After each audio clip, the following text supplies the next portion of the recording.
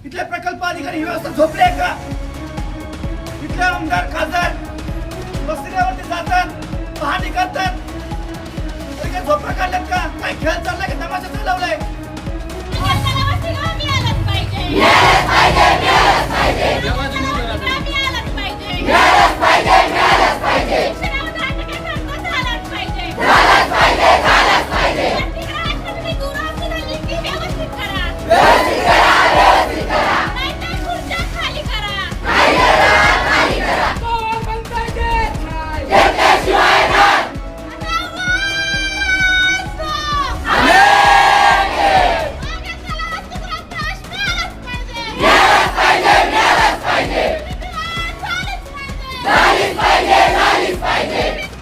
आपल्या सगळ्यांना माहिती आहे ही शासन व्यवस्था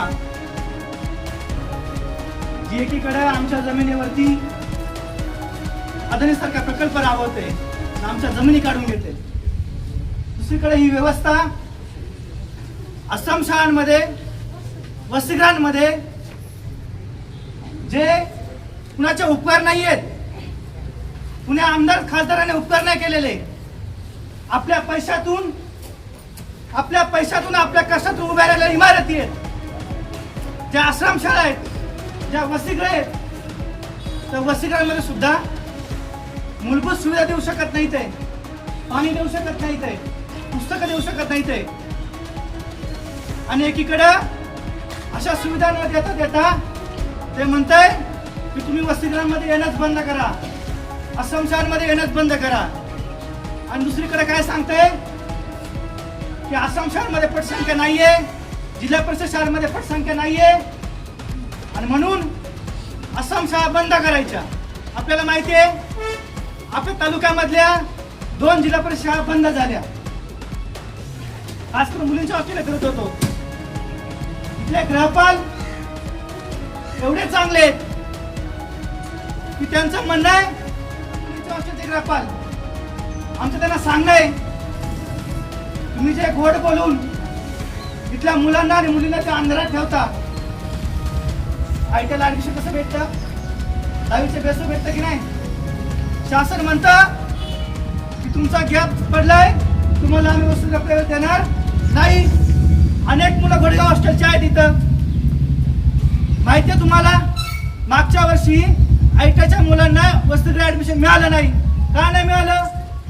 हे प्रकल्प अधिकारी इथला आदिवासी विकास विभाग काय म्हणताय, तुमचा खंड पडलाय, तुम्ही शिक्षण घेण्याच्या लायकीचे नाही. ते इथल्या आयुक्तांनी काय केलं,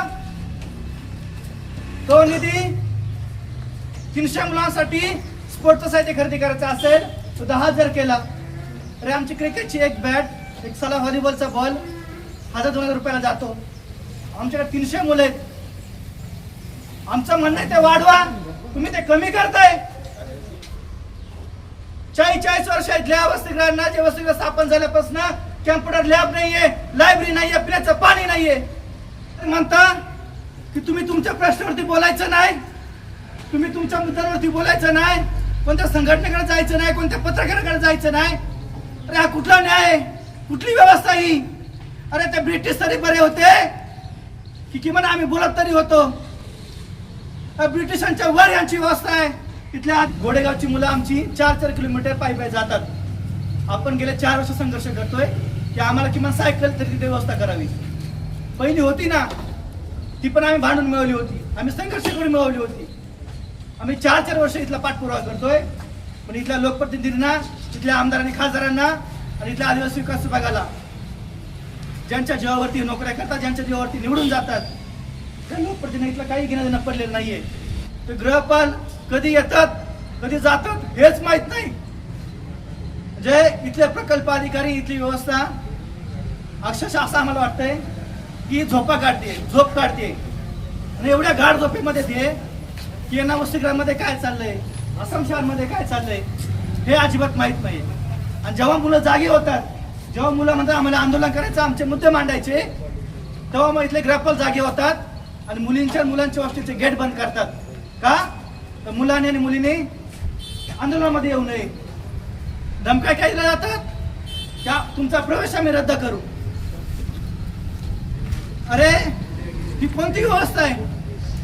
ही कोणती दादागिरीची पद्धत आहे की आम्ही आमच्या प्रश्नांच्या विषयी सुद्धा बोलायचं नाही? तुम्ही आमच्या जेवरती पगार घेता हे विसरू नका. हे प्रकल्प कार्यालय आणि प्रकल्प व्यवस्था आणि आदिवासी विकास विभाग विसरू नका. सेंट्रल किचन बंद करा. बेटी देतात, चांगलं काम आहे, एक चांगलं काम करतायत, पण ह्या बेटी देताना तिथं काय सोयी सुविधा आहेत ह्या पाहिल्या गेल्या पाहिजे. आज मंचरच्या हॉस्टेलला कोण आहे? मंचरचं हॉस्टेलचा इथं आहे का? हातवर करा. मुलींच्या पाण्याचा प्रश्न मागे निर्माण झाला होता की नाही? आता पाईपलाईन आहे का? तुटले ना काहीतरी, बरोबर आहे का नाही? हे काम त्या वेळेस केलं पाहिजे. पाणी देण्याचं काम, आपल्याला आहार, पोषण आहार म्हणजे योग्य पद्धतीने आपलं पोषण हे झालं पाहिजे. याच्यासाठी आहार देणे गरजेचं आहे. या सगळ्या गोष्टी ह्या त्यांचं कर्तव्य आहे. शिक्षणाचा आपला हक्क असताना सुद्धा, संघटनेचा हक्क असताना सुद्धा, स्वतंत्रपणे आपल्याला अभिव्यक्ती करण्याचा स्वातंत्र्य असताना सुद्धा इथलं राज्य सरकार आपल्याला गुलामगिरीच्या खाईत ढकलणारं हे जे शासन GR काढतंय, हे GR यांनी रद्द केलं पाहिजे. ही भूमिका घेऊन जर मांजरीचे विद्यार्थी तिथं बसत असेल, आम्ही इथं बसत असेल आणि इथलं सरकार ऐकत असेल, तर तुम्हाला मी जबाबदारीने सांगतो, पुढच्या काळामध्ये विद्यार्थ्यांच्या खांद्याला खांदा देऊन इथं महिला असतील, आपल्या त्या महिला कमलताई बोलल्या, इथल्या विद्यार्थ्यांचे पालक शेतकरी, आम्ही ज्या किसान सभेत काम करतोय, हे शेतकरी उतरून हा जो GR आहे रद्द होत नाही तोपर्यंत लढाई आपण लढली पाहिजे. पण एका निर्णायक प्रश्नावरती लढतोय, तो म्हणजे 5 ऑगस्ट 2026 चा जो काही शासन निर्णय आहे तो तुम्ही तात्काळ रद्द केला पाहिजे. आणि त्याला अनुसरून 14 ऑगस्ट 2026 ला जो काही शासन निर्णय काढलाय तो शासन निर्णय तुम्ही तात्काळ रद्द करून एक शुद्धीपत्रक काढलं पाहिजे का त्याच्यामध्ये आम्ही वयाची आणि अंतराची अट आम्ही लावणार नाही. पण सरकार तसं करतंय का? खुद मंत्री आणि या महाराष्ट्राचे मुख्यमंत्री काय म्हणतात का हे जे काही पोरं आहेत आणि त्यांचे जे काही नेते आहेत, हे नेते कोणत्या तरी पक्षाशी संलग्न आहेत. अरे देवेंद्र, हे तू विसरू नको का आम्ही राघोजी भांगरे, बिरसा मुंडा यांची औलाद आम्ही आहोत. आम्ही हे प्रश्न सोडणार नाही, हे तडीच देणार. आमचे भाऊ आणि बहीण गेल्या 12 दिवसापासून मंचर हॉस्टेलला बसलेत, नागपूरला बसलेत, अमरावतीला बसलेत आणि ठाणे पालघरला बसलेत. ही औलाद बिरसा मुंडांची औलाद आहे. जोपर्यंत तू शासन निर्णय रद्द करत नाही तोपर्यंत आम्ही सुद्धा हटणार नाही. भले आमच्या भाऊ आणि बहिणींचा जीव जाऊ द्या. ही लढाई बंधूंना आर पारची लढाई आहे. आपण दुसरं म्हणणं काय तर बाबा, ज्या मुली गडचिरोलीला सर्पदंशाने एक्सपायर झाल्या तर त्या मुलींना तुम्ही 1 कोटी रुपयाची आर्थिक मदत केली पाहिजे. आपलं असं म्हणणं आहे का या जोपर्यंत ह्या मागण्या सुटत नाही, जोपर्यंत याच्यावरती न्याय निवाडा होत नाही, दोष आहेत या गोष्टींचा जोपर्यंत न्याय निवाडा होत नाही तोपर्यंत आपण लढवत राहू. इन्क्लाब जिंदाबाद, अभ्यास संघर्ष जिंदाबाद. आता मंचर हॉस्टेल पाहायला गेलं, त्या पाण्यासाठी कितीच वेळा झगडतोय, म्हणजे कितीच आंदोलनामध्ये तो मुद्दा गेलाय. पण तिथले ओरडण असतील, जे काही प्रशासन असेल ते अजिबात त्याच्याकडे लक्ष देत नाहीये. तुम्ही सांगा, जर 170 मुलींना 2 तास पाणी सोडलं तर त्या पुरीने आंघोळ कधी करायची, उरकायचं कधी? पिरियड सारखा प्रश्न आहे. तुम्ही वसतिगृहामध्ये पिरियडचे रजिस्टर ठेवले, तुमची मासिक पाळी आली तुम्ही नोंद करा. का नोंद करायची? आम्ही तुम्ही ओरडून तुम्ही पण नोंद करा. मग तुम्ही तुमच्या नवऱ्यासोबत राहताय का नाही करायची?